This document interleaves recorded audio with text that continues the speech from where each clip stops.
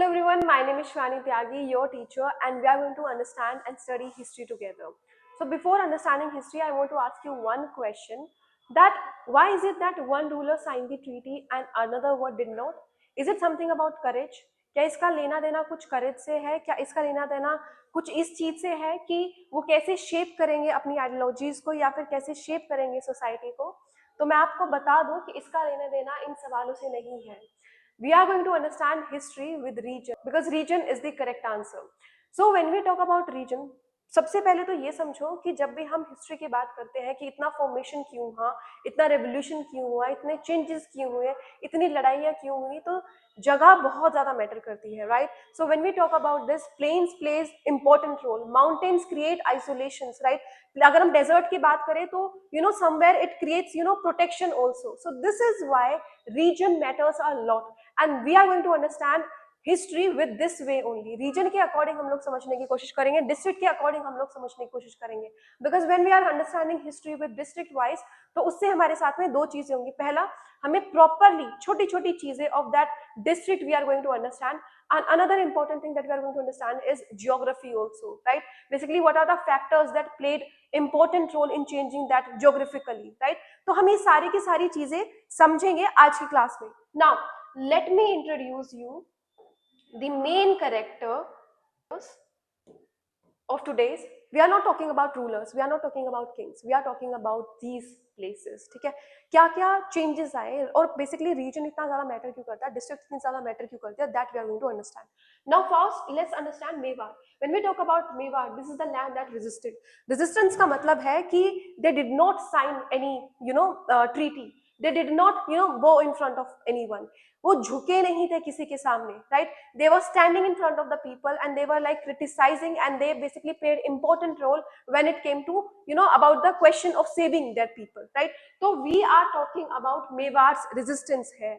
After this Marwar की बात करें तो द लैंड दैट एक्सपेंडेड, इन्होंने अपना फोकस करा एक्सपेंड करने में, अपने लैंड को और ज्यादा एक्सपोज करने में, in basically building themselves, right, और ज्यादा स्ट्रॉन्ग बनाने में they basically played important role. उसके बाद में we have Dhundhar, the land of diplomacy. So here we are going to understand how politically, right, it was the changes were seen, और क्या क्या changes those rulers were coming up with, और उसके बाद में हिस्ट्री कितना इंपॉर्टेंट रोल प्ले कर रही थी उस चीज में. उसके बाद हदोती की बात करें, this land shaped by reverse. अगर रिवर्स है तो इसका मतलब क्या हुआ कि फार्मिंग की बात हो रही है, right? If it is like the most grown food production की वहां पर बात हो रही है, राइट, इरिगेशन की वहां पर बात हो रही है, तो सबसे ज्यादा फर्टिलिटी और सबसे ज्यादा प्रोडक्शन अगर कहीं पर हो रही थी तो this was the place. Shekhawati की बात करें तो land of merchants. Here we are talking about what? We are talking about trade here, we are talking about economy here, right? And basically how it was influencing other sectors also, और उसके साथ साथ में how it was impacting whole Rajasthan also, that we are going to understand. उसके बाद में विवाद की बात करें, the land of mixed culture. अगर कल्चर यहाँ पर मिक्स हो रहा है तो it means what, that people were living together, right? उसके बाद में क्या हो रहा है, माइग्रेशन भी कहीं ना कहीं होगी. अगर माइग्रेशन हो रही है तो people were also coming in. If people are coming in and they are living together, the different ideologies were forming in their mind. और अगर different ideologies दिमाग में फॉर्म हो रही है तो this will lead to what? This will lead to the revolution, right? After this we are going to understand about the Vagadh, the tribal frontier. Tribal frontier की बात करें तो they did not see tribals as something to be burden on. No, उन्होंने tribals को use करा in the formation of building their army.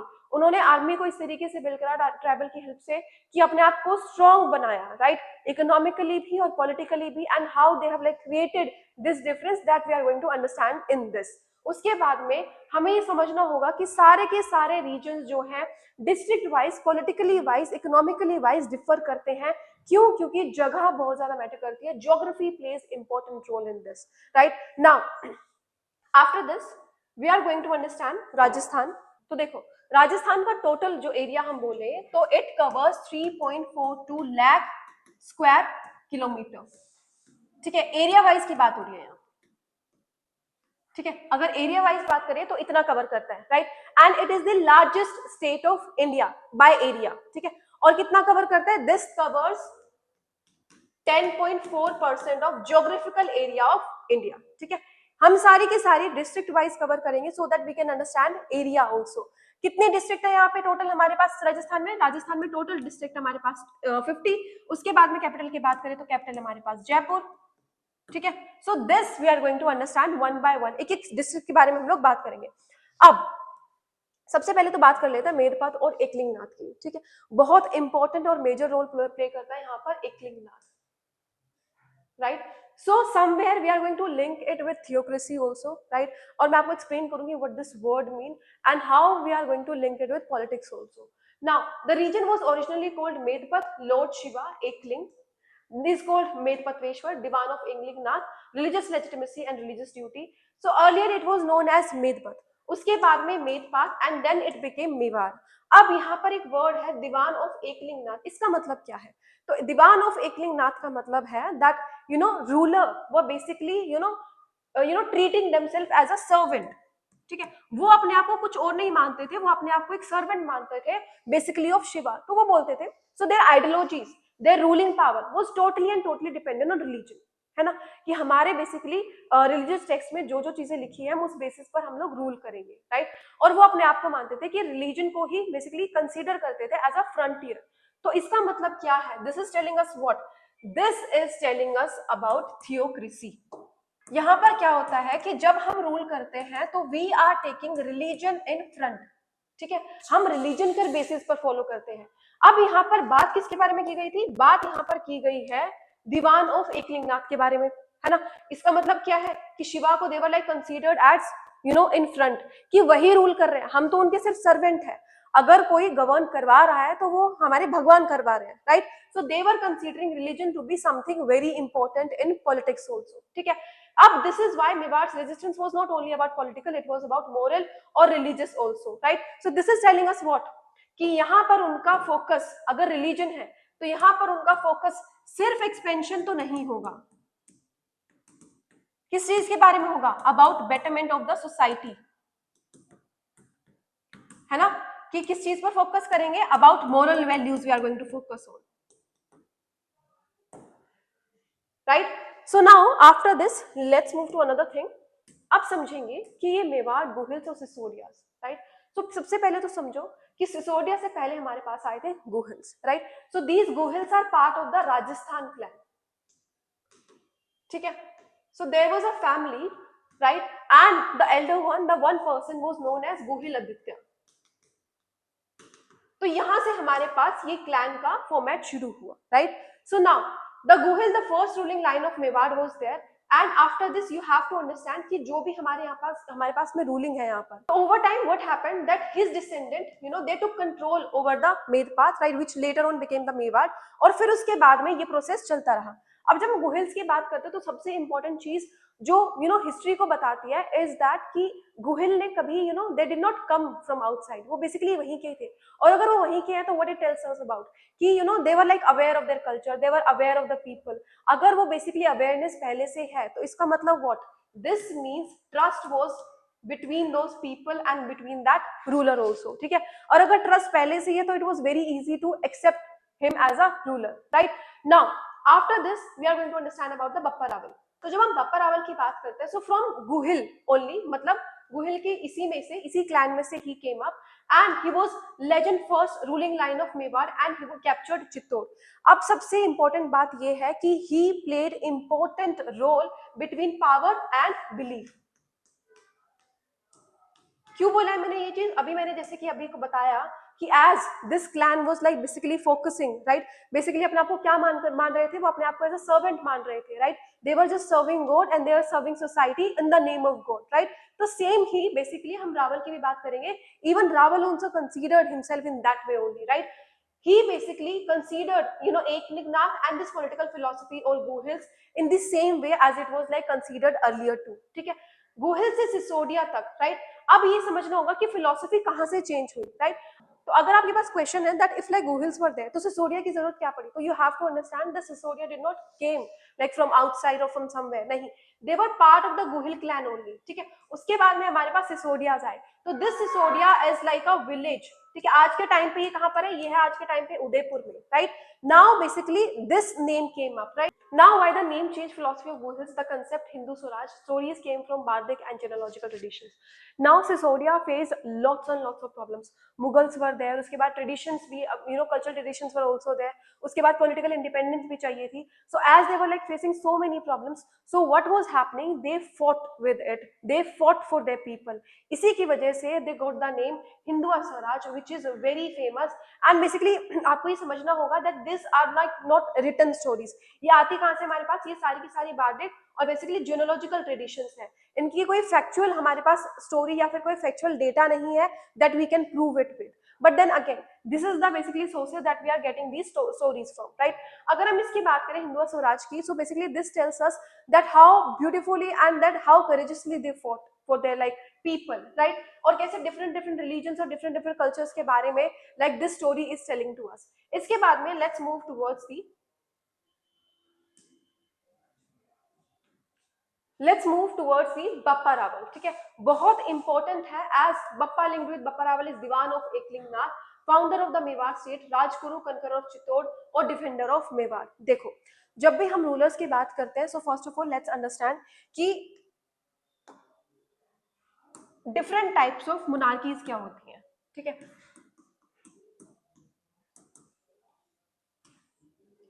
तो पहले तो है हमारे पास एब्सोल्यूट मोनार्की. ठीक है, दूसरा हमारे पास कॉन्स्टिट्यूशनल मोनार्की.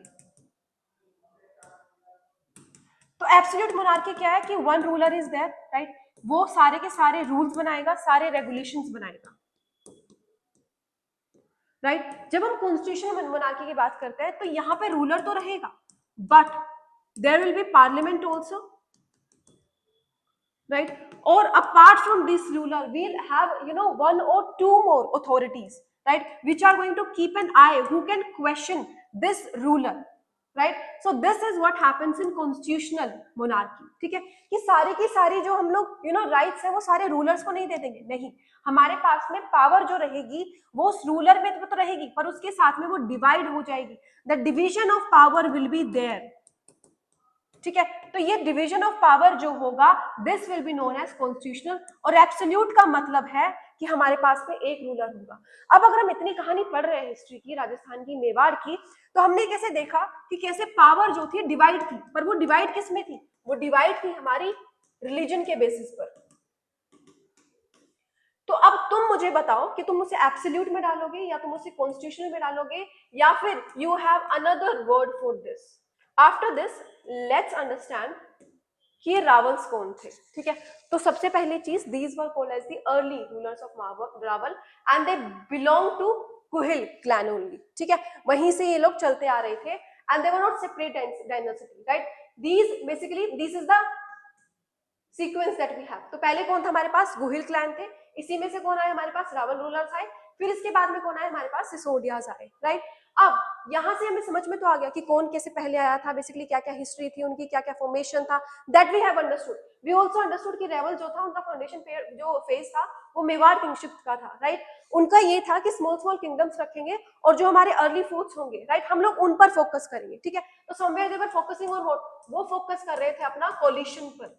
ठीक है, जितना ज्यादा एक्सपेंड कर सकते हैं छोटी छोटी चीजों को, स्मॉल स्मॉल किंगडम्स को, we are going to make our kingdom strong in that way. ठीक है, फोकस किस चीज पर कर रहे थे वो? They were focusing on collision.